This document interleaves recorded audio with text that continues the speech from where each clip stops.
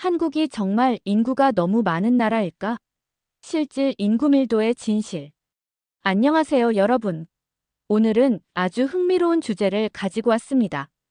한국의 2024년 합계 출산율이 0.75명을 기록했습니다. 세계 최저 수준이죠.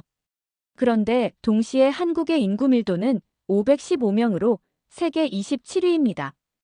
여기서 궁금한 점이 생깁니다. 한국이 이렇게 빽빽한 나라라면 출산율이 낮은 게 오히려 바람직한 현상 아닐까요?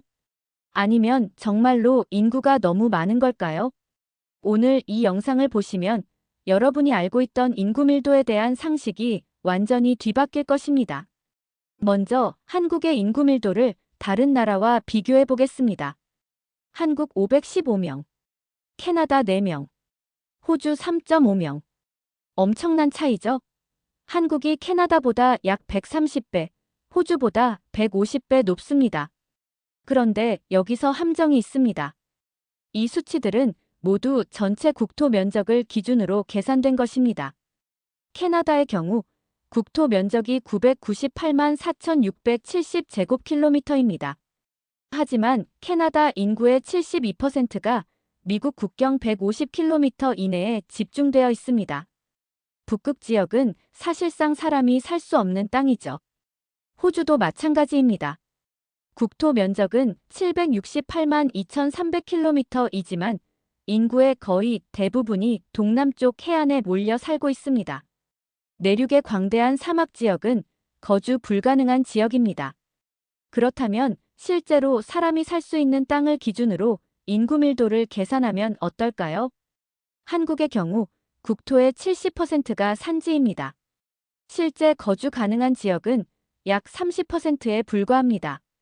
계산해보면 일반 인구 밀도 515명, 실질 인구 밀도 약 1,700명, 3배 이상 뛰어오르는 겁니다. 더 극단적인 사례가 있습니다. 이집트입니다. 일반 인구 밀도 100명, 실질 인구 밀도 약 3,500명. 이집트 국토의 95%는 사막입니다. 1억 명의 인구가 나일강 유역 5%에만 몰려 살고 있습니다. 제가 추정한 실질 인구 밀도 상위 10개국을 보면 다음과 같습니다. 1위 이집트 3,500명, 2위 한국 1,700명, 3위 일본 1,400명, 4위 방글라데시 1,200명, 5위 이스라엘 1,100명, 6위 대만 900명, 7위 네덜란드 410명, 8위 중국 동부 400명, 9위 벨기에 350명, 10위 인도 300명. 놀랍게도 한국이 2위입니다. 한국이 실질 인구 밀도에서 이렇게 높은 순위를 차지하는 이유는 무엇일까요? 첫째, 지형적 제약입니다. 국토의 70%가 산지, 평야 지역의 인구 급집중, 수도권의 전국 인구의 50.8% 거주. 둘째, 급속한 도시화입니다. 1960년대 이후 농촌에서 도시로 대규모 인구 이동. 전국이 고르게 빽빽한 게 아니라 특정 지역만 빽빽한 과밀화. 흥미로운 점은 서울의 인구 밀도가 15,521명이라는 것입니다.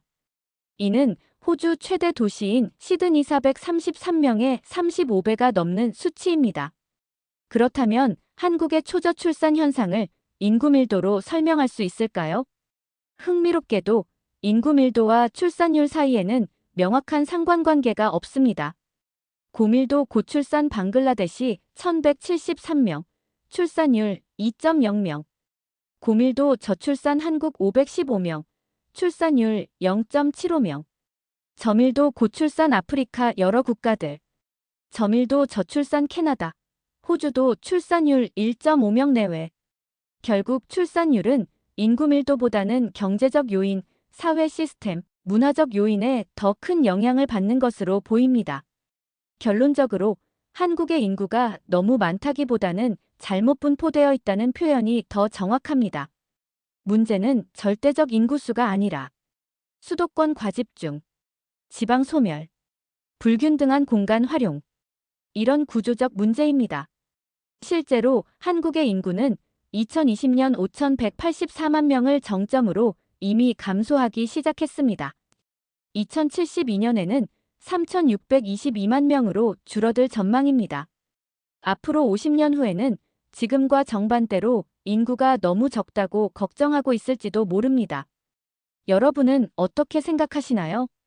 에필로그. 인구 밀도 측면이 아닌 국가 경쟁력으로서의 인구 측면에서 보면 대한민국은 지금 인구 감소 국가로 분류됩니다. 인구가 감소하면 여러 가지 문제가 발생합니다. 첫째, 경제적 위기. 노동력 부족. 생산 가능 인구는 2040년까지 19%가량 줄어들 전망.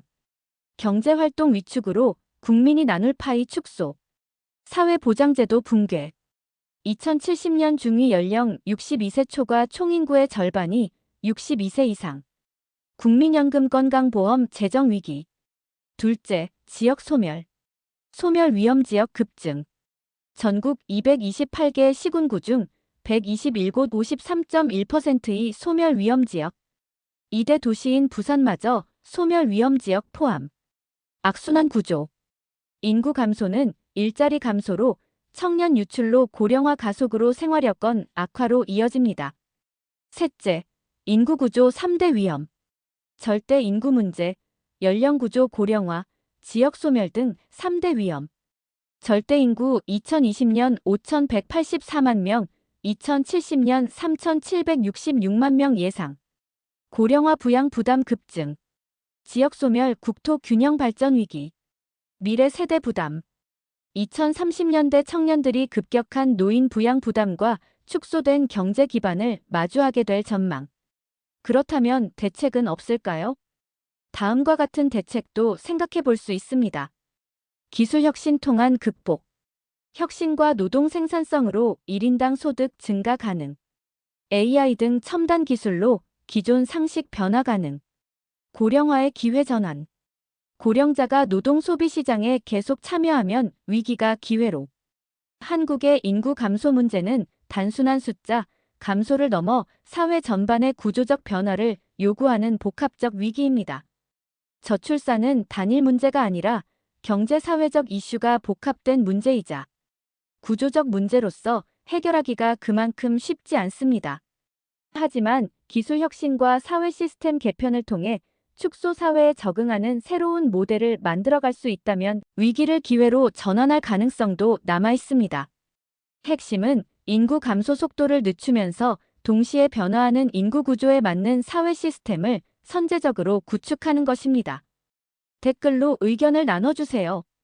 좋아요와 구독도 잊지 마시고 다음 영상에서 만나겠습니다. 감사합니다.